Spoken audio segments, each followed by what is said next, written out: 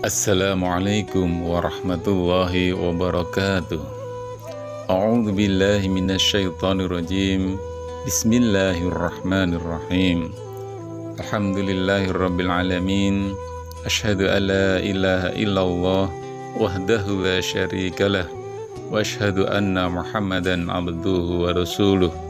Allahumma shalli ala Muhammad wa ala alihi wa sahbihi ajma'in. Rabbi shrah li sadri wa yassir li amri wahlul 'uqdatam min lisani yafqahu qawli, amma ba'du. Sahabat YouTube pada Sugeng yang dirahmati Allah, syukur alhamdulillah kita masih dapat jumpa kembali di channel kita, channel kesayangan ini, dalam keadaan sehat walafiat, tak kurang suatu apapun. Amin.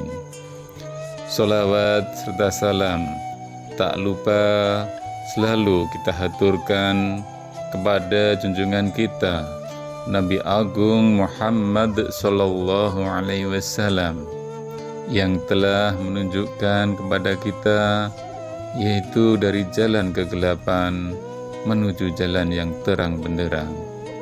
Serta tak lupa yang selalu kita nantikan syafaatnya di yaumul akhir kelak. Amin ya rabbal alamin.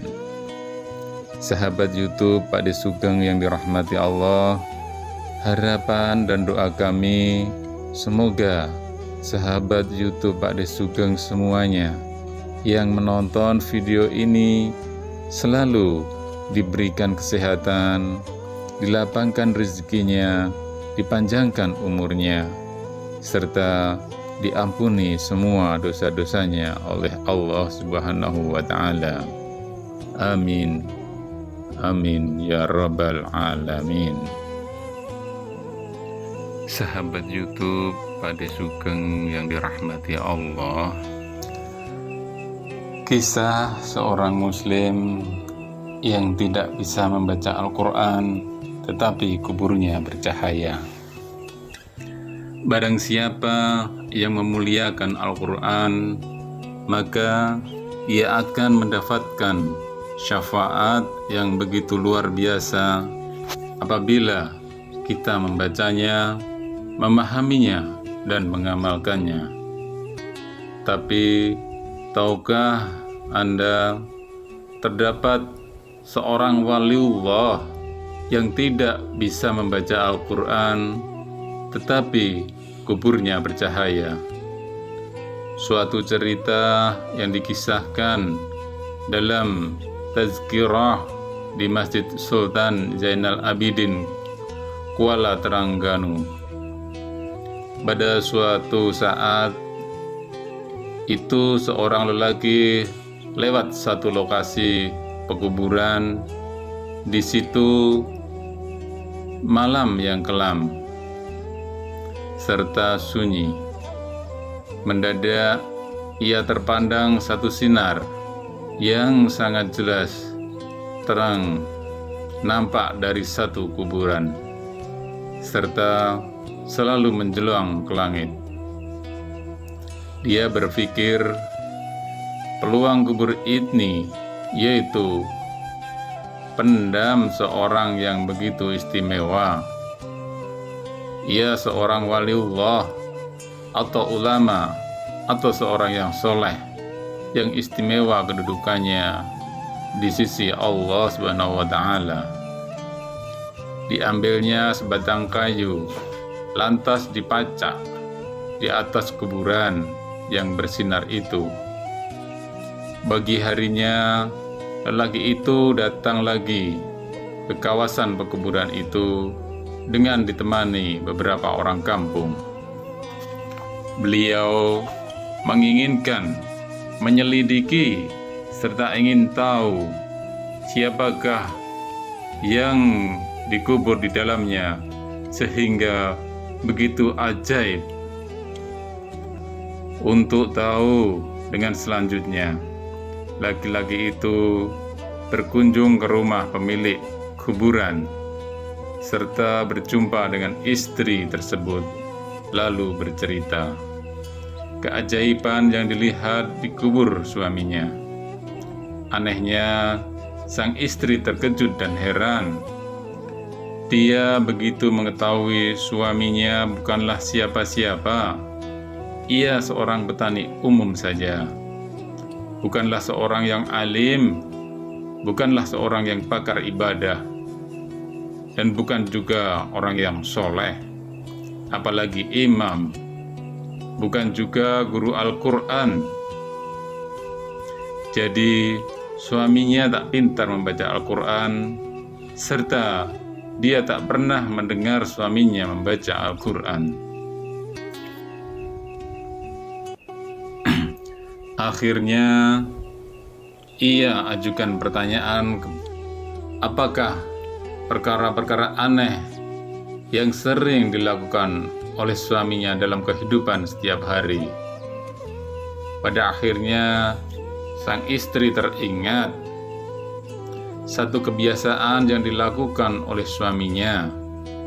Setiap saat sebelum tidur, suaminya selalu mengambil air wudhu, lalu masuk ke dalam ruangan dan mengambil Al-Quran. Lalu dia Al-Quran dicium serta dipeluknya dengan penuh kecintaan serta kasih sayang. Ia akan duduk dan membuka-buka Quran itu sehelai demi sehelai seperti sedang membaca. Sedangkan ia seorang yang buta Al-Quran. Dia bahkan meraba ayat-ayat Al-Quran itu dengan tangannya, seakan sedang menyentuh serta membelai suatu hal yang sangat dikasihi.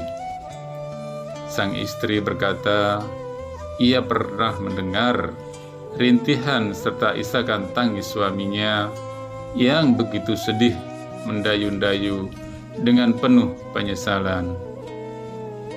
Ya Tuhanku, ampunkanlah saya, karena saya tak dapat membaca kalimat-kalimat-Mu ini.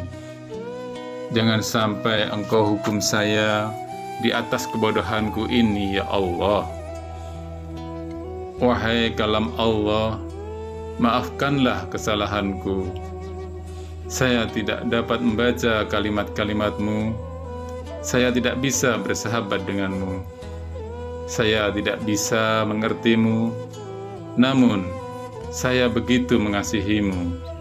Saya begitu mencintai-Mu. Wahai kalamullah, janganlah Engkau mendakwa saya. Janganlah Engkau menuduh saya di hadapan Allah di akhirat nanti.